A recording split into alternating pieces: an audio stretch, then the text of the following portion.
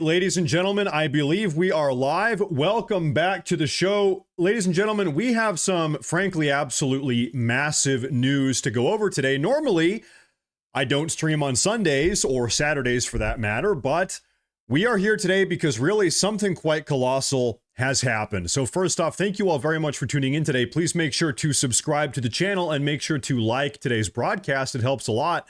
Guys, after months of ongoing trade negotiations, President Trump has officially finalized the brand new trade deal with the European Union. And ladies and gentlemen, after we sort of work through all of today's news, all of today's details regarding this brand new European-US trade deal, I think you're all going to agree that the USA is pretty much back on top. Now, I don't think this is an overstatement when I say this. The deal that was struck today between the European Union and President Trump, the United States of America, is perhaps the most consequential, the largest, the most important trade deal in maybe world history. This really is a big deal.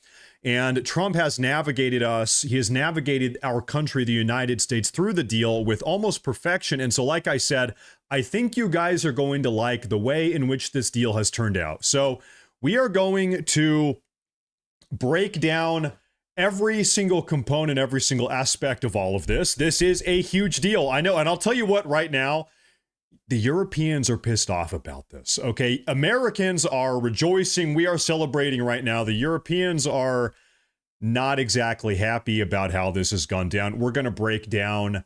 We're going to take a look at sort of their reaction over there on the far side of the Atlantic. But the Europeans lost with this one, if we can kind of just give a little bit of a spoiler here. Now, we have a massive super chat here, first and foremost from Michael P. He says, the Morse Force, we are back, full force, full Morse Force. Thank you very much. I appreciate that. I appreciate that a lot. Thank you very much. Michael, it's always good to see you. Everybody, it's good to see you guys on a nice, beautiful Sunday afternoon.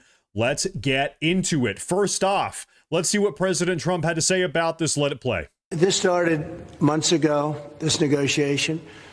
So we knew pretty much what we were getting into. And we were able to make a deal that's very satisfactory to both sides. So it's a very powerful deal. It's a very big deal. It's the biggest of all the deals. It will be the biggest of all the deals. It's a big one. We're very honored to have done so. And your staff has been fantastic. Yep. And they've worked together long and hard. So, by the way, a lot of these clips we're going to be taking a look at today. President Trump is in Scotland. He met with a woman. You guys, I've made numerous videos talking about this woman. Her name is Ursula Fondel, and she is the president of the European Commission. She's kind of the head honcho of the European Union's trade deals, trade negotiations. So she has been really the primary point of contact over the last couple of months between President Trump and Ursula and Europe and working out all the details. So now we'll see, guys, we have a lot of footage to watch to really break down comprehensively how this deal has gone down, how it has turned out. Let's see what Ursula had to say at the beginning of today's meeting. You're known as a tough negotiator and deal maker. What is in front? And fair. And what is in front of? Real quick. She said, Trump, you are known as a tough negotiator and deal maker. And Trump interjected. He said, and fair. Yes, I'm tough, but I'm fair. It's less important. If we are successful, I think it would be the biggest deal each of us has ever struck. So I'm very much looking forward. Ever struck by anybody. That's true. Yeah. That's true. Right now we have that honor goes to Japan. We just struck a deal with Japan, as you know. And we're very close to a deal with China. We really sort of made a deal with China, but we'll see how that goes. And we have numerous other deals. And mostly I'm just going to charge tariffs. And, you know, it's not a deal per se, but people are going to pay tariffs. And we're doing them at the low end, not the high end, because we don't want to hurt anybody. And pretty well, but you and I both figured this is really the biggest trading partnership in the world. So we should give it a shot, right? Yeah. Very much looking forward to that. Oh, thank you very much. These are the two largest economies in the world, the European economy, the European Union, represented by the European Union, and the American economy, the United States of America. It's a big deal. And we're going to get into the details here in just a moment. I see a super chat first off, though, from my friend Connor. He says, shout out to the Europeans. They seem to be seething over this. Cheers, fellow Americans.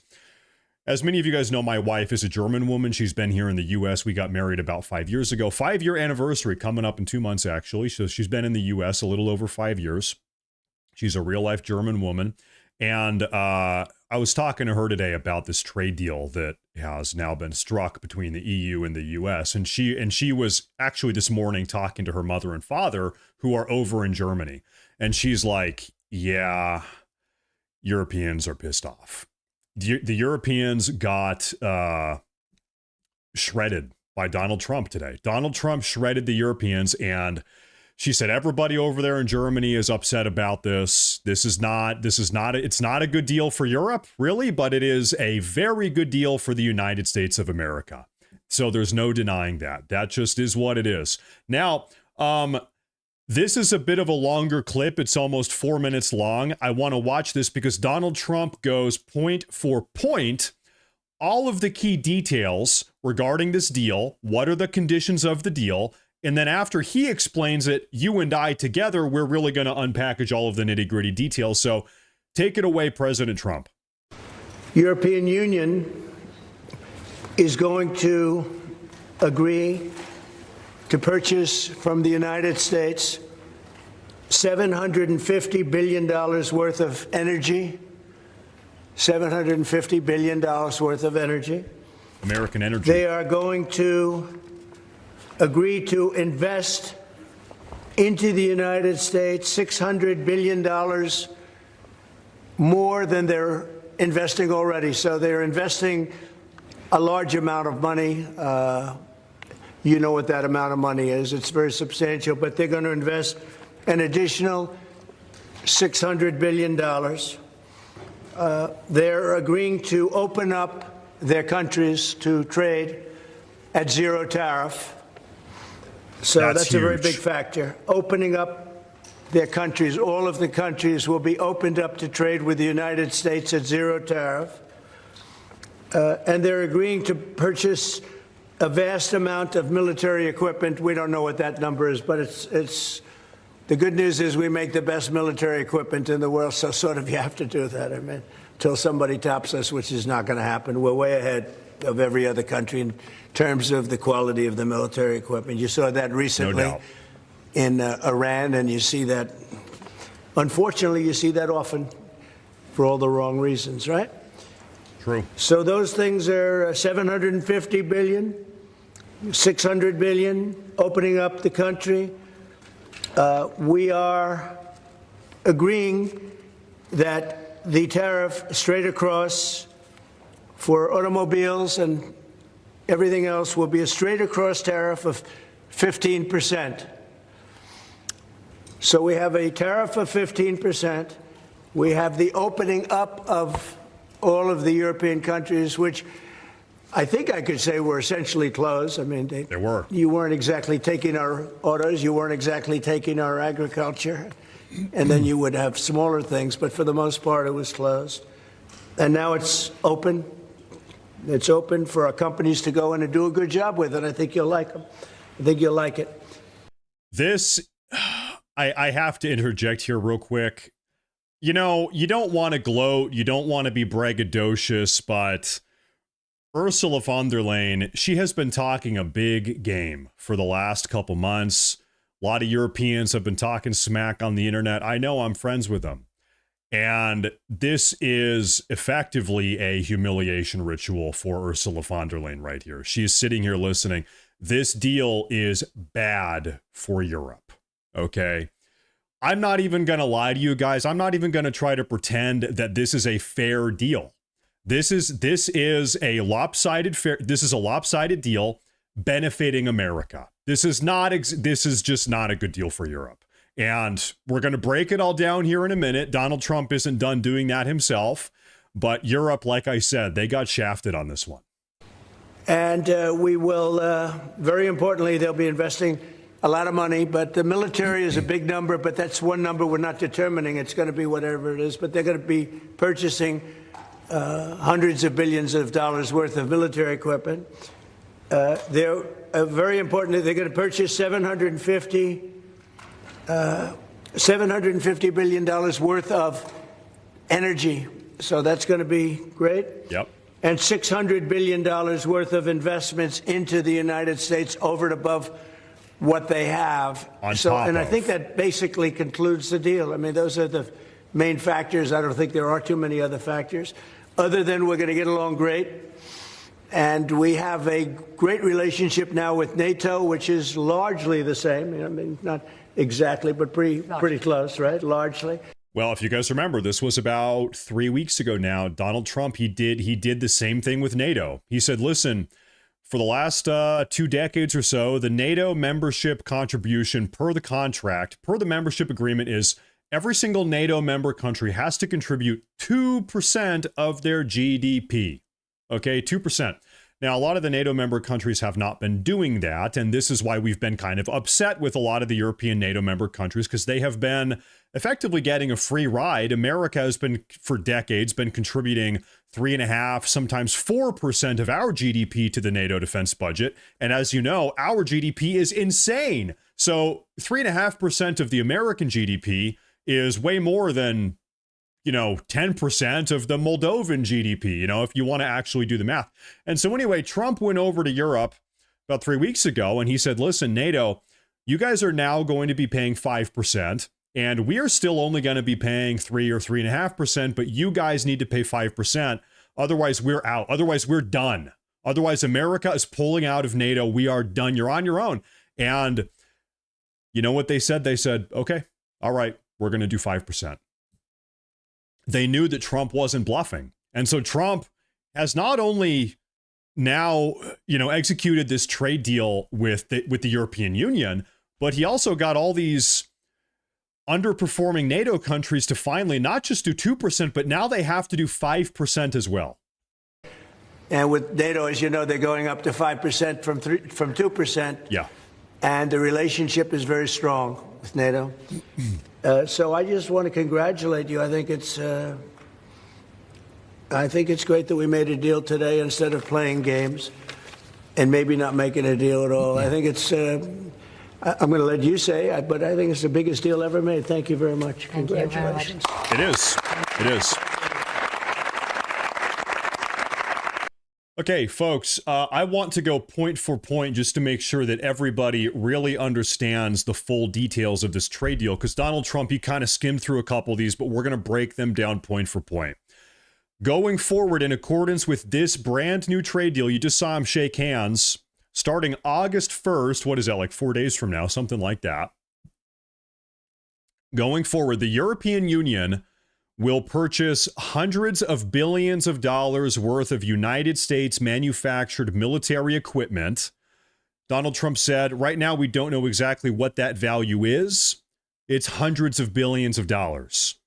And this is actually part of their increased NATO spending. So Donald Trump went over to Europe a couple weeks ago. He said, listen, you guys need to pay 5%. And if you're looking for an easy way to bump up your defense spending, because you got to bump it up to 5% now, you can start buying American-made military equipment. That's a good way to bump it up. And so that's a part of this deal. So we said, listen, you guys need to spend more money, and you need to spend it on stuff that we're making here in the U.S. So, part of the deal, okay? The next bullet point here is, over the next 5 to 10 years, the European Union will purchase $750 billion worth of United States energy, worth of energy coming out of the United States, particularly liquefied natural gas. And this is part of Europe's new strategy to reduce their energy dependence on Russia. You guys have known that for a long time. Most of Western Europe has been getting a huge amount of their energy from Russia. In fact, in the year 2024, Europe collectively spent more money on Russian energy than they gave to Ukraine in support of their war against Russia. So this is one of these big, it's like, hold up, I got to scratch my head and think about this. Last year, Europe is against Russia and against Russian aggression, but also last year they gave more money to Russia than they did to Ukraine. It like didn't really make sense. It was one of these points of idiocy. So now Europe is segueing away. They're trying to detach from Russian energy dependence. And where are they getting their energy from? The United States of America, to the tune of $750 billion. That's a part of this deal also. The next bullet point here is the European Union is going to invest $600 billion in building out American manufacturing as they look to become less reliant on Chinese manufacturing. I made a video about this yesterday, maybe 2 days ago. The European Union has been keeping a close eye on how Trump has been handling China. They've been watching from the sidelines, and they've said, listen, what Trump is doing with China is working, detaching from China, leveraging trade tariffs on China, trying to, become less dependent on Chinese manufacturing. And so in accordance with this new trade deal, the European Union is going to actually invest $600 billion in American manufacturing. So they're pivoting away from Chinese manufacturing, and pivoting towards American manufacturing to the tune of $600 billion. And that's on top of the $750 billion that they've promised to purchase American energy. Now, the next bullet point, this is where it gets a little bit crazy. The European Union is going to drop all of their trade tariffs on United States products down to 0%. The European Union is cutting all of their tariffs on American products, on American manufactured goods.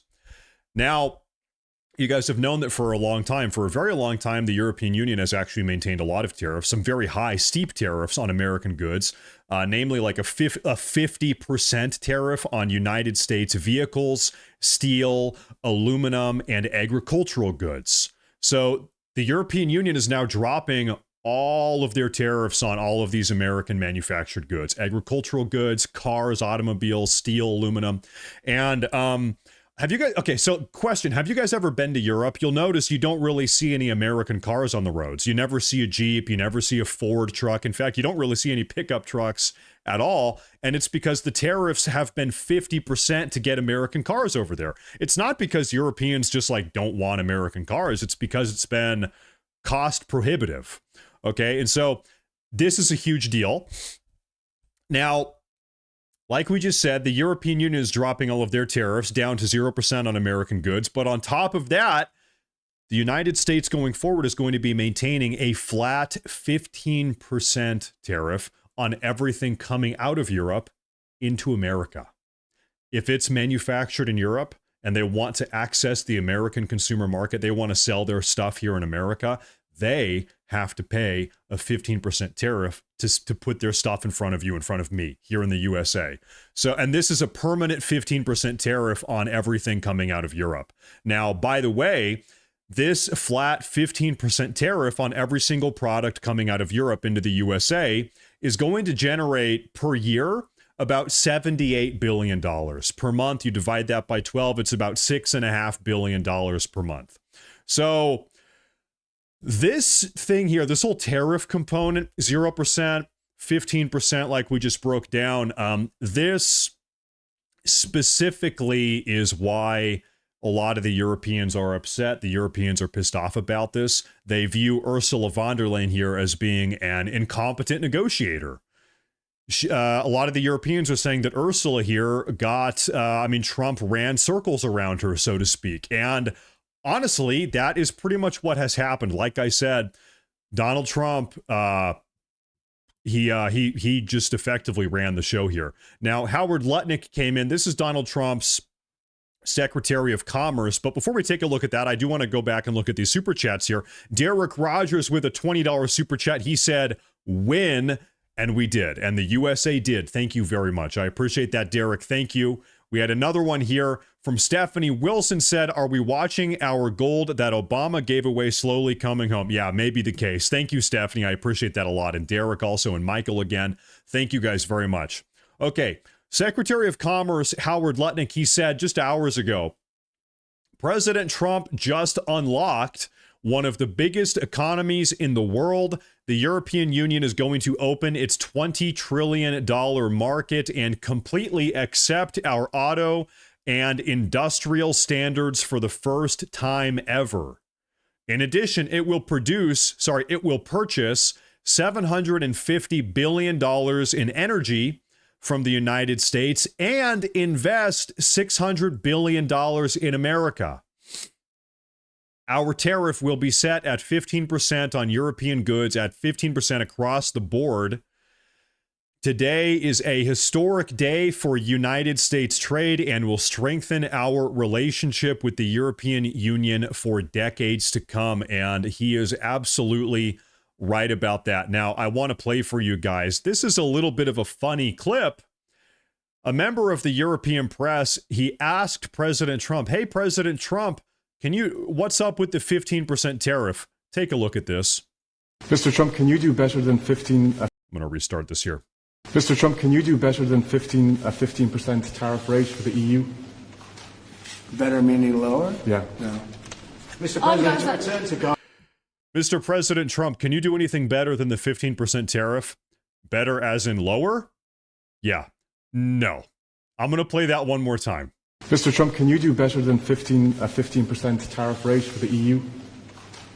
Better meaning lower? Yeah. No. No. President, No, it's 15%. If it's coming out of Europe and it's coming into America, they're going to have to pay a 15% tariff. That's the way that it is. That's the new deal. It is what it is. That's the new deal. Now, the next clip here I want to play for you guys is Donald Trump adding some more information as to why this deal is really so necessary from the American point of view. Take a look. Europe is very closed. We don't sell cars into Europe. We don't sell essentially agriculture of any great degree. They want to have their farmers do it, and they want to have their car companies do it. I'm not saying anything that nobody knows. We have a rough situation. If we want to sell cars in Europe, we're not allowed to. And as you know, they sell millions and millions of cars, Mercedes, BMW, so many different, Volkswagen, so many different cars, and so many millions of cars. I would imagine number one, I didn't look at that, but I would imagine number one by far, more so than even Japan. Japan sells a lot of cars too. Europe is...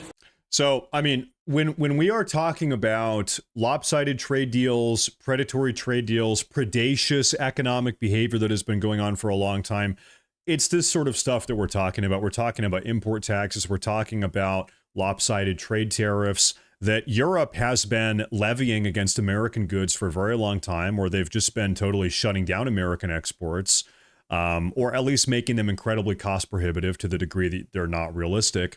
Meanwhile, we've been buying stuff from them. It's all good. We have been living in, we need to have an adult conversation about this, I guess, real quick. Everybody loves the notion or the idea of the free market economics, free market this, free market that.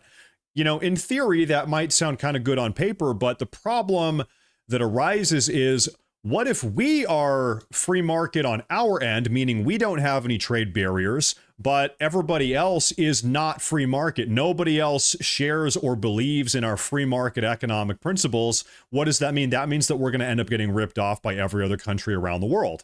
And so what has happened for decades now? Well, we've been pursuing free market economic free market, sort of economic approach, and nobody else has, and we have been getting ripped off by everybody else. And so Donald Trump is really one of the first Republicans or first presidents or leaders in a very long time to come up and say, listen, conceptually free market is great, but we don't have a free market. We have predacious countries that are trying to rip us off, and they've been doing that successfully for a long time.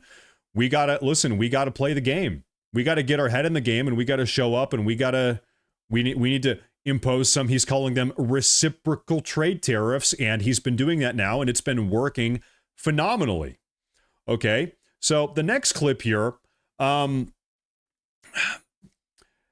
seen a lot of people say from the American point of view that maybe this trade deal sounds too good. It's too good to be true. There's no way that, Europe kind of loses everything and America wins everything, and that actually is what it is. It's too good to be true. Well, is it? Take a look at this clip. Anybody else? Yes. Here we go. Anybody else? Yes, ma'am. I have a question for the EU Commission President. What are the U.S. concessions? What is the U.S. giving up in the deal, if anything? So the starting point was an imbalance, a surplus on our side and a deficit on the U.S. side. And we wanted to rebalance the trade relation. And we wanted to do it in a way that trade goes on between the two of us across the Atlantic, because the two biggest economies should have a good trade flow between us. And I think we hit exactly the point we wanted to find. Rebalance, but enable trade on both sides, which means good jobs on both sides of the Atlantic, means prosperity on both sides of the Atlantic, and that was important for us. So the answer was, what are the concessions that the U.S. is making in this trade deal? It sounds like the European Union is making a lot of concessions, but is the United States making any concessions in this trade deal? And her answer was effectively no. The answer was no. The U.S. is making no concessions. In fact, what she said is that, well, we made this deal because we want trade to continue across the Atlantic, which means that she knows if she didn't agree to this deal, if she didn't agree to Trump's terms, then trade would not have continued. There would have been no trade because Donald Trump was willing to walk away from the negotiations altogether. Donald Trump was willing to say, listen, hey, you either play by our rules, by the Trump rules, or we're done. We're cutting you off. And Ursula came to that realization, and now we have this deal. So the concession was she wanted trade to continue at least a little bit, and that's where we're at right now. So Ursula, I want to look at this from the European point of view real quick. Like I said, a lot of the Europeans are very upset about how this has been handled. Ursula, this is her official Twitter account, von der Leyen. She said, together, the EU, this is a couple hours ago, she posted this. Together, the European Union and the US are a market of 800 million people. It's a lot of people. And nearly 44% of the global GDP. A lot of people, a lot of economic activity. And so she said it's the biggest trade deal ever. And then she posted a little video kind of breaking this down. But I was reading through the comments here, okay, on the official Twitter post of Ursula here. Europeans are pissed. Like I said, the Europeans are pissed off. And so rather than sitting here scrolling through the posts, I had a couple of these I want to read with you guys. These are responses to what she said to her post here. Okay, so, dear Ursula, you should be ashamed. This deal should immediately be voted on by the European Parliament. You compromised all of 500 million Europeans from 27 states. You gave Trump everything. And what we got is a one-sided deal. And you dare to say it's a win? You showed the world, oh my, he just keeps on going. You showed the world that you are a bad deal maker, blah, blah, blah. Another guy says, this is not a deal, it's a betrayal. Von der Leyen, you just sold out Europe to Trump. 15% tariffs on European exports, 0% on U.S. goods, $600 billion in investments in the U.S. She didn't negotiate, she surrendered. Betrayal, hashtag betrayal. Another one, you were shafted by Trump. The European Union turned its back on cheap Russian resources just to become the USA's vassal, paying tribute through exorbitant trade deals. We have a German guy. Nein! Sie haben komplett versagt und uns verkauft. What is that? It's like you failed us. You betrayed us. The Germans are mad. You failed us. You betrayed us. Another guy, she literally sold the European economy to the United States. She made a deal which favors the U.S. hugely.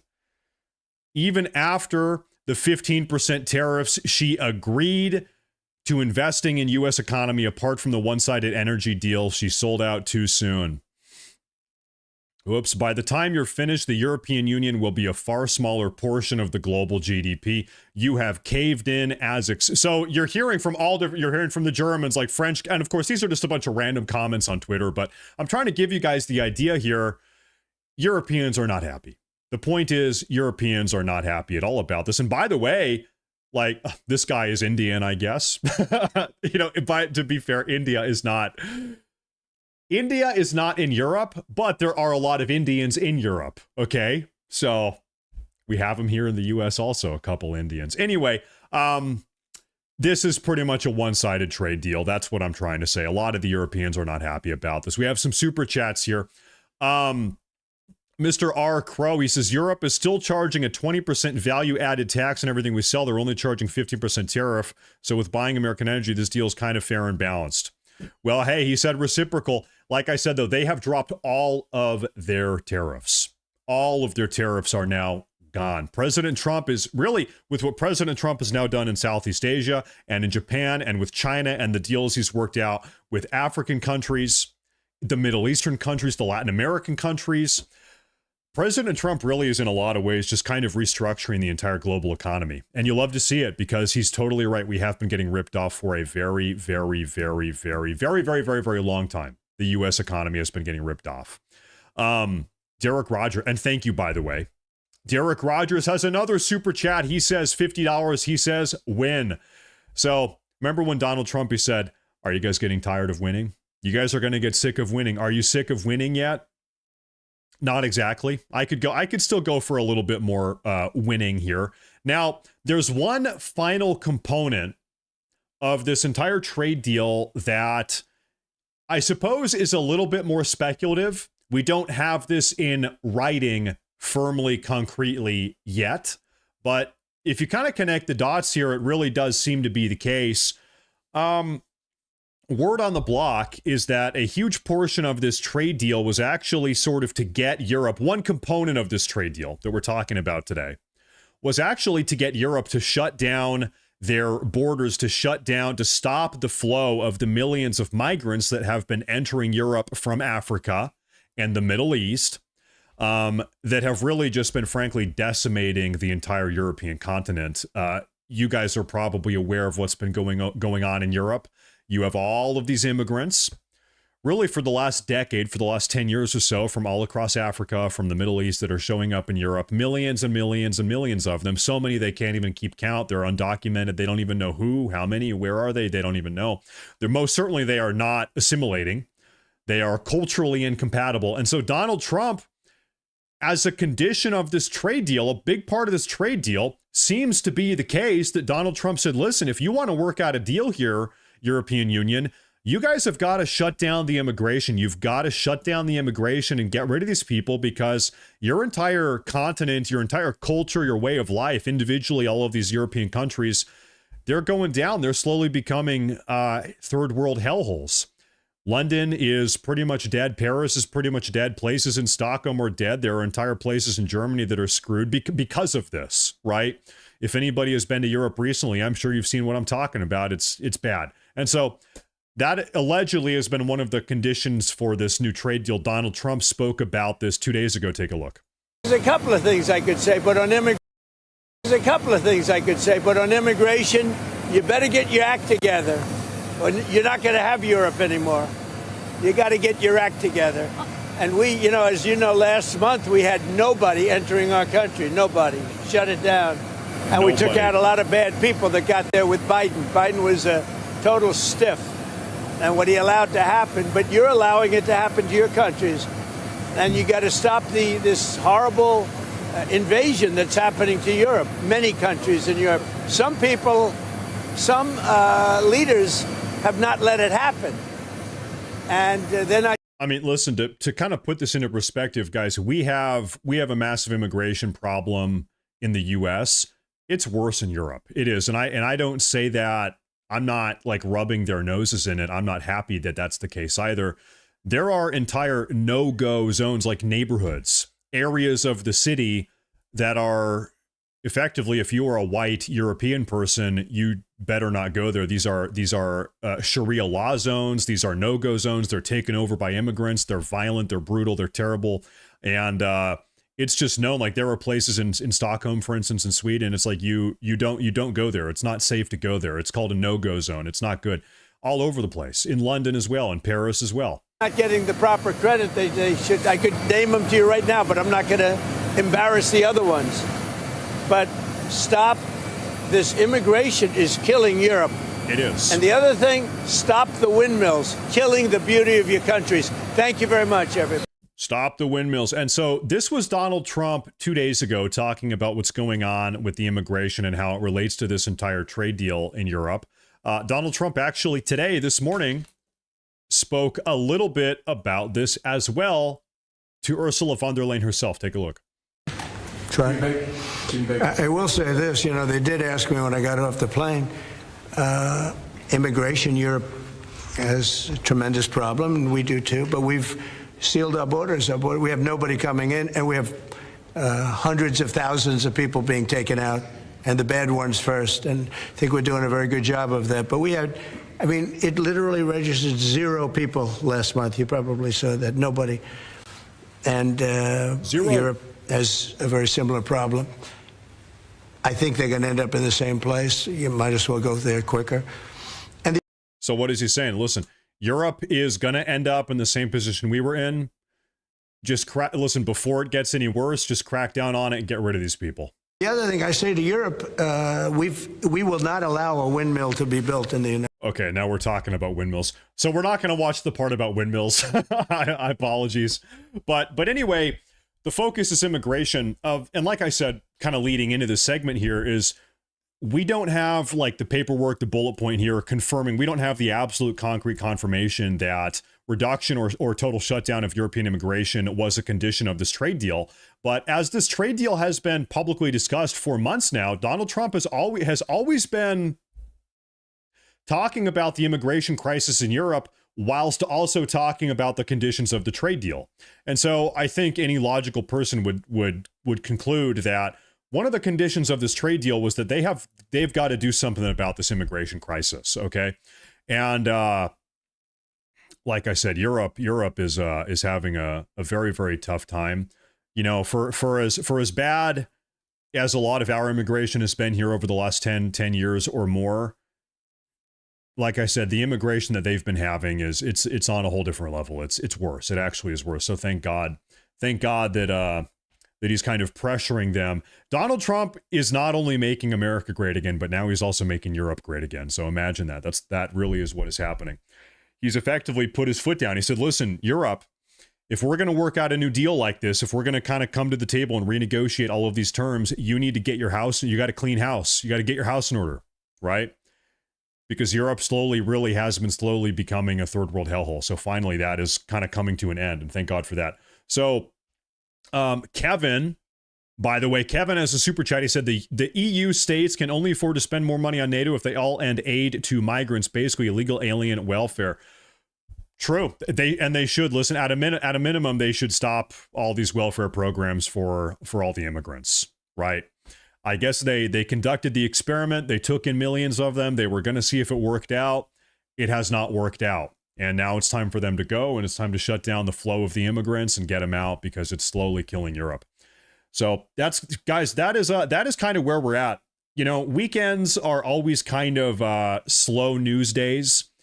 Monday to Friday, there's a lot to talk about. Saturday, Sunday, there's not a whole lot. The world kind of stands still, but I wanted to go live. Like I said, I normally don't do a live broadcast on Sundays, but I did want to talk about this new trade deal with you guys today because, as we said earlier, frankly, this is the biggest trade deal probably ever agreed upon. And also, this is like America First, the trade deal.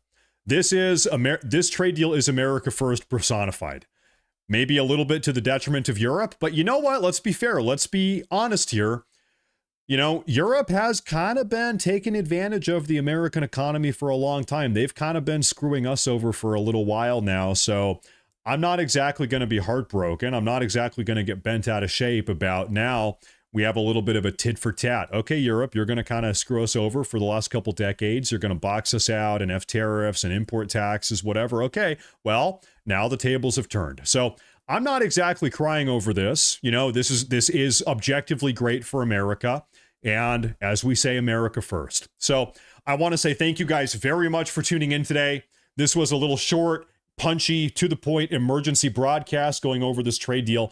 Thank you all very much. I appreciate it. Make sure to subscribe. Make sure to hit the like button. Make sure to find me on Twitter, Matt Morris TV on Twitter.